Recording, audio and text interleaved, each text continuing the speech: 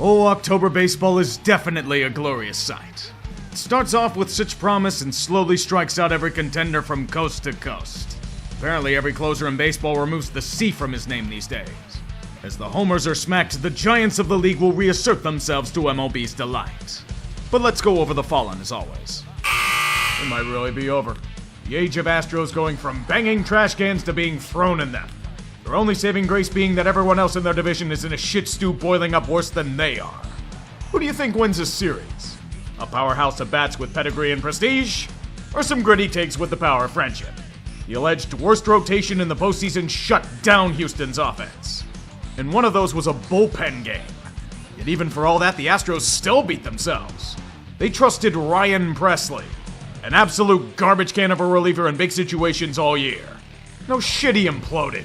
Then came October Josh Hader unleashing his greatest masterpiece. A back-breaking base clearer to 31-year-old utility infielder Andy Ibanez. Absolute poetry. Better hope you can sign Bregman this offseason. Frombear next year. And Kyle Tucker. Yeah, they're doomed. You're welcome for the jinx, by the way. You know, I wasn't expecting much out of the O's this time around, but to give us this? What the fuck kind of dump was that? It's still surprising. I anticipated their pitching to be their downfall this year, yet they did well. The issue was their bats. Did they even bring them up to the plate in the series? 1 run in 2 games? With the supposed championship contending core? The Royals may have well been throwing Saberhagen and Jackson out there. 1 for 13 with runners in scoring position. 16 runners left on base. The only batters hitting above Mendoza were Mullins, the DH platoon, and Ramon Urias. Absolutely pathetic. Bobby Witt Jr. carried the Royals' offense. The Orioles fly into the brick wall on Utah. Now you start to second guess if this core can do a damn thing with these displays.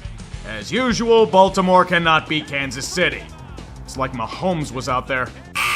Why the hell are you surprised that the Bluers fell apart when it mattered again? This is what this team does. If you didn't expect choking, you deserve to be a fool. The Mets were a tough out, but Milwaukee had chances to overcome the narratives. The daggers that were driven by Jackson Chourio and Garrett Mitchell, Chourillo's emergence into a superstar, the back-to-back Game 3 jacks by fucking Jake Bauers and Sal Frelick. All they had to do was shut down the Mets offense. They shut down all game. Your best relievers on the mound in the 9th. They don't call them the Bluers without reason. Swing and a ball drilled. Right field. Frelick back. At the wall. Out of here!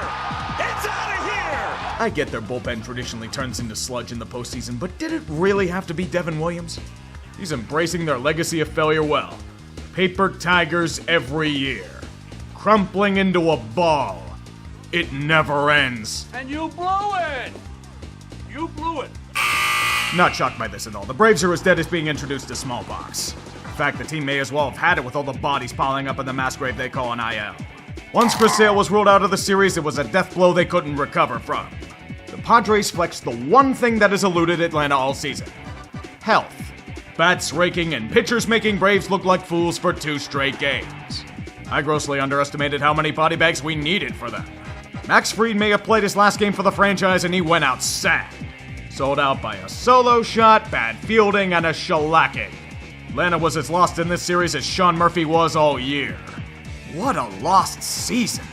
Dead before the opening charge. But look on the bright side. They weren't knocked out by Philly yet again. The dream is dead. The Tigers-Royals ALCS would have fed so many families that it'd solve world hunger. The limitations of a sudden surge reared their ugly head. It was obvious that the better team had pinstripes on their uniform. Bobby and Vinny go cold, there's little hope in overcoming the pain. And it was pain. 2 of their losses were by 1 run. KC didn't even do much of anything wrong, they just lost. Outfoxed by an elite Yankee bullpen, Giancarlo crushing bombs, and Garrett Cole putting them in a chokehold. They just weren't ready. That being said, it was an outstanding season for them. Even for a fleeting moment, Kansas City is out of the abyss. Walk with your heads held high, boys. I wish you could have beaten New York, but unfortunately it could not be reality. Learn from this and get stronger next year. If only it were Yankee Stadium, this Callis bailout could have been a home run. Oh, poor gritty Tiggs. The team that burst from life like an atomic bomb only to crumble into pumpkin pie the moment the clock struck 11 p.m. It's the greatest tragedy when the underdog is undercut by a superior foe. But when you run out of gas, you're stuck on the freeway. The thing is that it almost wasn't like this. Detroit made Emmanuel Clase into a mortal. Fucking Clase! They had Cleveland on the ropes. Just a few more innings with their solid bullpen and a shocking upset was once again theirs. But David Fry hit a 2-run bomb on the final strike of an inning in Game 4. Then Lane Thomas cut off their heads with a grand slam in Game 5. Someone let them cool down. It was the Guardians. There should be absolutely no shame in their performance. It's one of the best seasons in recent memory for them, but you just wonder what could have been. The window's open for them again. I'm interested to see what they'll do this offseason. In all seriousness, though, Spencer, get your shit together, man. We in the baseball world did not hear dongs in Philly, but a buzzsaw of orange and blue. I wait every October for Bell to go dong. Where the hell was it? Did it crack again? Do we need to take the bats for repairs? We might need to take everything related to this franchise to the shop because it's broken. Their elite hitters hit a devastating 180 against Mets pitching. Alec Bohm and Brendan Marsh are about to be sent off on a flight to Timbuktu with their performances. This wasn't defeat. This was outright humiliation. The Phillies resembled their bullpen. A dominant group throughout the season, only to wither to an ERA of over 11. Grand slammed by Lindor. So what the hell does Philly do? It's obvious they're talented, but further from a championship than ever before. Elite starting pitching wasted. And Philly doesn't take kindly to failure. They want heads, and they want them now. What the fuck? San Diego had every advantage in the book in this series. LA was without a huge chunk of their rotation. They were crushing them in the first 3 games out of the box. Running Walker Buehler out of Petco in as much time as Luis Ariza's bat speed. Yet in the end, they just died. Their hitters, they vanished without a trace. No runs in the final 24 innings of the series? Are you fucking shitting me? All of this talent in the box and you can't hit these arms? The Dodgers ran a fucking bullpen gauntlet for Game 4.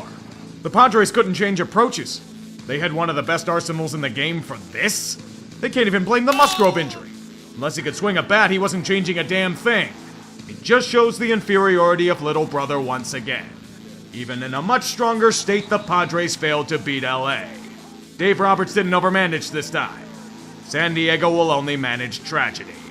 What a fucking joke. I'm more or less surprised Cleveland even got here. They were supposed to be undergoing a rebuild. I figured they were dead men walking during Game 4 in Detroit, but here we are. Sadly, they were up against quite possibly the worst team they could have faced. The Yankees own Cleveland in recent postseason memory. They match up well against their strengths. And this time was more of the same, but not for lack of trying. The Guardians fought with every ounce of strength they had. They made every game an epic, trying everything they could to one-up their boogeyman, but it just was never enough. The Pinstripes were always one step ahead. They used a nefarious spell on Emmanuel Clase. The dream had fallen, and it fell in agony. Got a steal. Soto, a high fly ball to center. Thomas backing up. Thomas at the track. And Juan Soto! God, why is Juan Soto so good at baseball? A painful dagger to end an excellent season. I'll give Cleveland credit for the fight and resolve they showed throughout, but the Yankees were just superior. Much to the chagrin of the rest of baseball. Tremble in fear. The evil empire is back. At least you have the Cavs? There comes a time where the magic runs out. You know how some baseball movies usually end after they win a division title or a playoff series? That team usually ends up losing to a greatly superior foe afterward. No, this isn't Little Giants or Rudy. The ultimate joy is a mirage.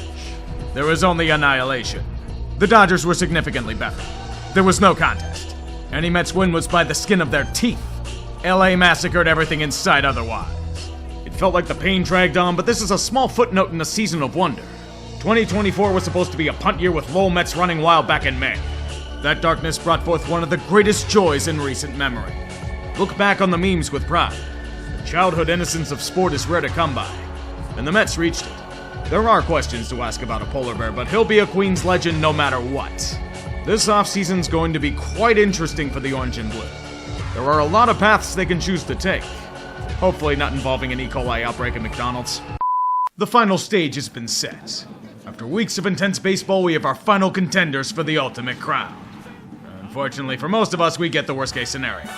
God have mercy on our souls. It felt so good to laugh at the Yankees and their postseason failures over the years. No matter how much dough they threw out or what stars were conscripted into service, they would always falter in October. Usually at the hilarious hands of Houston. They were the gatekeepers to gut-busting memedom. There was only one problem this time around. No Astros. The boogeyman was out of the way thanks to some gritty Tigs. All they had to do was swat away a Kansas City team that emerged from the doldrums in Cleveland. The Royals can go back to the golf course. They'll be late for their reservation. And Indians or Guardians, the Pinstripes have owned them in recent postseason play. Valiant fights indeed, but nothing stops the greatest train money can buy. It's like watching a Rockefeller or a Hilton walk into a room. Old money reasserting themselves at the top of the food chain to tell the nouveau riche that they will never reach their standard. They could buy you out, bury you underneath a swimming pool of gold, burn it all, dig you out again, and still have enough to buy you tenfold. All rise, Aaron Judge is about to smack the gavel on baseballs everywhere. Unfortunately for you, he reforged his lucky bat after a horrible TV show accident. God have mercy. But he needs help, especially after last year's injury. Look no further than the greatest offseason buy in Juan Soto. You know why they got him? For clutch at bats like the one against Cleveland. Padres won the trade? Yeah, right. The real star of these playoffs, though, has been an old friend in Giancarlo. Maligned no more. The former MVP is putting up MVP numbers in this run. Destroying baseballs like he did in Miami. A glorious sight. In the infield, look for Gleyber Torres leading the charge at second. Anthony Rizzo's revival at first base this October. Sexy infusion of jazz at third is an upgrade. And young Anthony Volpe, the promised second coming of Jeter at short. Austin Wells in a strong defense behind the plate. As well as a chorus of bench bats like Jose Trevino, Alex Verdugo, Trent Grisham, Oswaldo Cabrera, and John Birdie. DJ LeMahieu not included. The rotation features the riches of the world. The dazzling ace Garrett Cole twirling up gems with a flick of a wrist. Carlos Rodon returning to his outstanding form with an excellent season. Luis Gil coming out of nowhere to fill needed mid-rotation quality. And Clark Schmidt finalizing an excellent foursome that stymies hitters. Their bullpen's equally strong, but it's not Clay Holmes leading the way. His disastrous closing duties have been morphed into a solid emergency fireman. The real revelation is Luke Weaver, cast off from many teams to become an excellent closer in his own right. Arms and deception for days. Tim Hill, Jake Cousins, Tommy Kahnle, Mark Leiter Jr., and more. It's a team that's not only loaded to the gills, it's a likable group. Faces of baseball old and new, a marketer's wet dream. Tremendous abilities and skill that rival the Pinstripes champions of seasons past. They'll make George proud up above, seeking everything that can get them more glory. It's been 15 years since they last made it here. A reprieve for the rest of us, but unfulfilled aspirations for the Yankees. They will not settle until the diamond is once again in their control. But there's one more hurdle to pass. Another giant seeking to chase their own sky-high ambitions. Welcome back to the World Series. You spent a fortune and a half trying to get back here over the past few seasons, so you've at least come close to meeting expectations. They parallel the Yankees of old. If there's a great player available on the open market, the Dodgers will do everything in their power to sign them, cost be damned. They are the baseball mecca, and they'll make sure everyone knows it. The Padres sure as hell did. They thought they had a chance. 2022 is a one-off. The door will slam shut. The Mets. Those grimace-loving fuckwits. OMG! You got blown the fuck out! Los Angeles shall not cease until a championship is once again theirs. Their efforts to secure the best of the best only further epitomize it. Look to the Angels and see their once downtrodden savior. A man who's finally able to experience real baseball. A transcendent talent whose name strikes fear into players everywhere. Shohei Ohtani. The price was exorbitant, but his bat alone has made him worth the price of admission. Just wait until he starts pitching again next year. Good lord. There was another piece brought in recently, lest we forget about Freddie Freeman. He hasn't been fully healthy this postseason, but his batting prowess alone makes him worth playing every day. And don't forget about Teoscar Hernandez, a professional hitter and home run king if there ever was one on the team. And we haven't even gotten to Mookie Betts yet. He's still a game changer. Nothing new there. Look to Tommy Edman, a great low-key buy who's hit and hit and hit his way into the lineup with consistency. Max Muncy and his incredible plate patience and power. Gavin Lux developing into a solid second baseman for the club. Andy Pages having his potential breakout this postseason. Will Smith still rocking a catcher getting jiggy with it. Okay, I'll stop, but the talent won't. Chris Taylor, Austin Barnes, Miguel Rojas, and defensive specialist Kevin Kiermaier round out the pack. And there's also Kike Hernandez. He was good grifted Boston, then came back to being good again. Good times. But the starting rotation has faced some adversity, mainly in how wrecked it's been by injury. The challenges have been immense, but there have been heroes emerging from the ashes. Mainly Yoshinobu Yamamoto, the de facto ace in this ragtag rotation. A great star brought over from Japan. He has dominated as advertised in Dodger Blue. Jack Flaherty's revival season has been a godsend for LA, especially with his acquisition in the trade market. Walker Buehler's back too. He isn't what he was just yet, but dominating the Mets like he did might be a sign of things to come. Their bullpen's definitely new look since their last run, but just as dominant. Michael Kopech, free from White Sox hell, is their new power arm in late innings.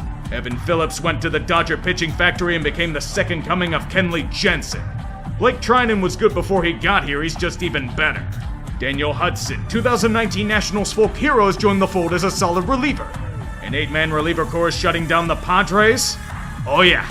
Anthony Banda, Ryan Brazier, Ben Kasperius, Brent Honeywell, and Edgardo Henriquez hold up the middle rotation fort.